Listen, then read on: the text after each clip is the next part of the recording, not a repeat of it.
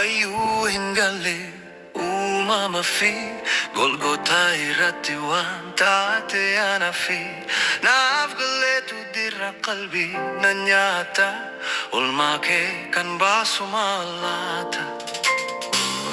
Fuddu eenyummaa koo qabeenyaa koo IYESUUS koo wabii lubbuu koo.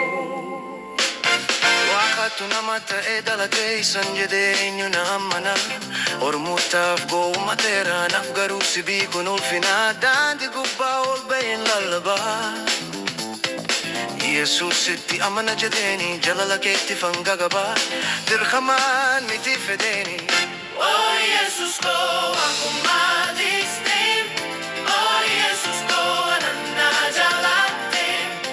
Oh IYESUUS koo dirqamtee jaalalaan. Oh IYESUUS koo sagaduun naaf mala.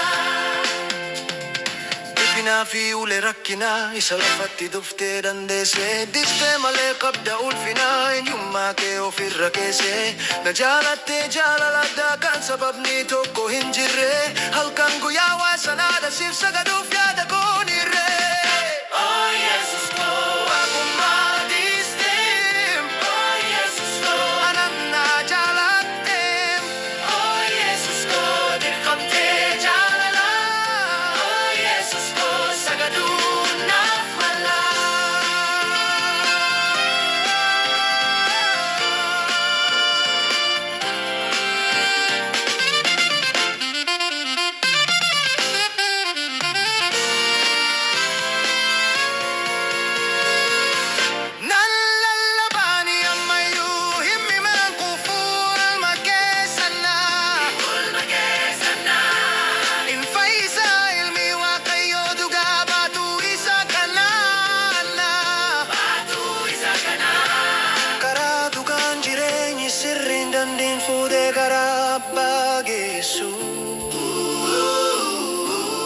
IYESUUSidha isatti amanaa gaafas gannata dhaaluu dandeessu.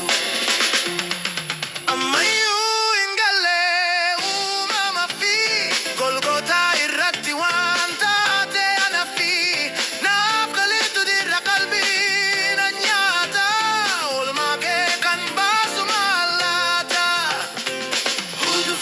Eenyummaa koo qabeenyaa koo IYESUUS koo wabii lubbuu koo.